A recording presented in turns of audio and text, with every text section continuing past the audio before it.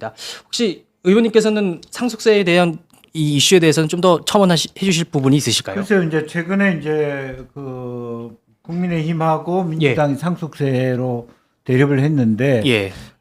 국민의힘은 이제 기업을 유지하기 위해서 상속세가 방해가 되는 예. 상속세를 내기 때문에 대주주의 요건을 갖추지 못한 것에 오는 예. 여러 가지 어떤 그 부작용들을 최소화하겠다는 부분이고, 예.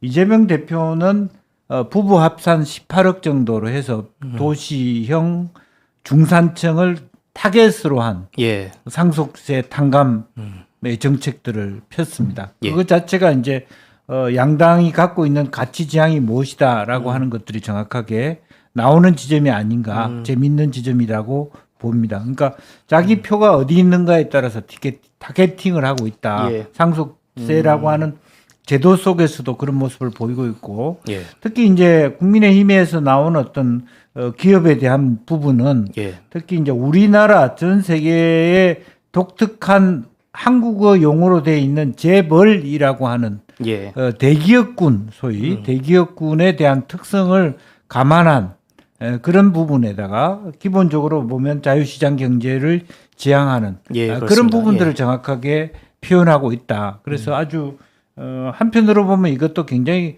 재미있는 자기 아이덴티티를 표현하는 방식이다. 그게 제 총평입니다. 예. 네, 알겠습니다. 그래서 제가 오늘 준비한 이슈는 여기까지인 것 같고요.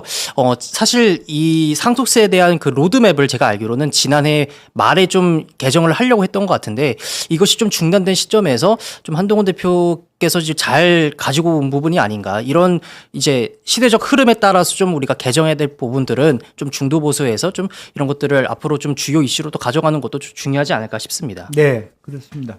결과적으로 보면 이제 자본주의가 후기 자본주의 사회로 가면서 사회적 양극화 또 국제적 양극화가 이루어지고 있는데 사실은 정부의 예산, 즉 세금을 통한 예산을 통한 어떤 그 양극화를 둔화시키는 방식, 예. 그리고 상속세와 같은 여러 가지 형태들을 통해서 어떻게 재원을 확보하면서도 예. 사회적인 그 갈등을 최소화할 것이냐 이런 부분들을 우리가 같이 생각해야 될 그런 지점 아닌가 그렇게 보여집니다. 예, 맞습니다. 자, 오늘 발제를 잘 들었고요.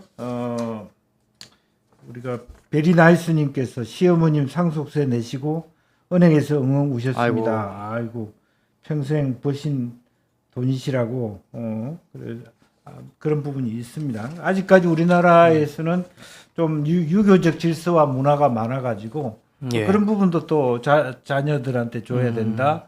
또 뭐 오빠한테 줘야 된다. 뭐 이런 장손한테 줘야 된다. 예. 이런 것으로 인한 갈등들도 아직 그 없지 않아 많이 있는 것 같습니다. 예. 그래서 그와 같은 것들 우리나라의 특성을 고려하면서도 또 다른 한편으로 보면 어떤 사회적인 부의 영속성, 예. 대물림의 문제도 있겠습니다만은 그 대물림을 정리하다가 사회 전체가 분절화되는 부분도 좀 고려해야 되는 예. 그런 어떤 측면이 없지 않아 있는 것 같습니다.